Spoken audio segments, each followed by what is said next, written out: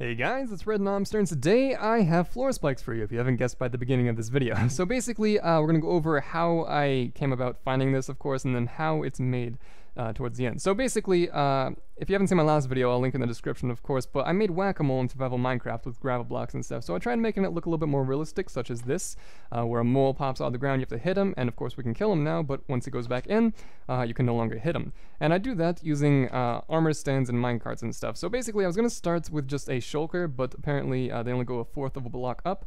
But just knowing the discovery that entities can be pushed, such as, you know, I threw an item on one basically, and it was pushed up, and I get pushed up. So I was like, maybe an armor stand will be pushed up. And now I'm using a minecart, of course, for a specific reason I'll explain in a second. But basically, it only goes a fourth of a block up, and that is not really enough for the armor stand to go up and then back down all the way. He goes back down all the way, but then you can still hit him because the hitbox still pushes out through the block, which kind of sucks. But basically, the reason I'm using a minecart is because if this minecart wasn't here and it was just an armor stand, it wouldn't work because a armor stand has a hitbox, of course, collision box. But when an armor stand or any mob per se is inside of a minecart, such as even a player, their collision box is gone. Now they can still be hit by things; their hitbox is not gone, but they don't collide with blocks because the only hitbox that counts is the minecart now because it's following the minecart hitbox. So. Like you can go through 1 block tall spaces if you're riding in a minecart. You'll hit your head if it's not a transparent block, but you can still go through it, and that's the reason I'm using a minecart basically.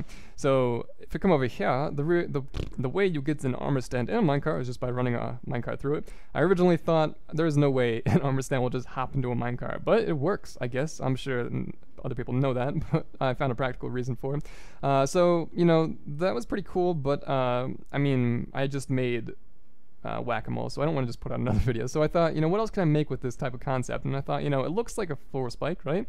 It's just like a stick. It's like a punji stick sticking out of the ground. So I was like, how can we make it go through the ground like this, I guess. And the way I did it was with webs and slime blocks being pushed up. Now, using carpet, you can see the shoulders and stuff like that, but at this height, like if we tried using slabs, I don't believe we'd even see anything. So let's go ahead and hit the button. Yeah, his head gets stuck, and so I was going to use carpet, but I was like, I really don't want to use carpet. It just doesn't look like something a floor spike would be in, right? You want like cobblestone, like dungeony type stuff. So I really wanted to work for a slab, and I did it by making the distance between the two shorter. Basically, there's 1, 2, 3, 4, 5, and on the 5th block there's webs. And at that height, basically, once we activate the trigger system, they're basically just high enough. Nice, I accidentally activated twice because I'm standing here. They're just high enough so their shoulders don't show, and they're just low enough so that, they're just low enough so their shoulders don't show, and they're just high enough to reach through the block enough with their neck.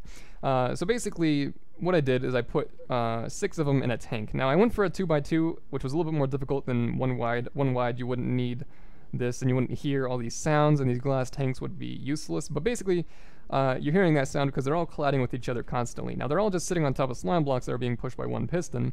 They're not on rails or anything like that, but they take up more than 1 block width-wise. So that means these 2 are colliding with each other, then these 2. So if there was no glass tank here and I hit the slime block, they'd all disperse. They'd be like whoosh, and then whoosh. And basically, it would break after the first use. So you have this little glass tank right here, and of course, these blocks are just because slime blocks can't pull these, and if it was glass, it would pull them. So we have a little glass tank or any block you'd choose, and it contains them. And the webs catch them, and then once they get hit by the webs, they slowly fall back down. That's the little animation that goes on, and then they land back in their correct position. Now these aren't, okay, so all the armor stands, you can choose their orientation, of course, like this. You just, depending on your rotation, that's how they appear. So I made them kind of curved in some spots just so they look more than just like little squares coming out of the ground, so they look random, I suppose. Especially because they have separate rotation on their neck a little bit too. Like that one's kind of slouched forward. That's just how survival works, I suppose, when you summon armor stands, or not summon, but create them, I guess. Place them, that's the word I'm looking for. But yeah, so all that explained, the trigger system is something that's very well known. Of course, I've used it before in my videos.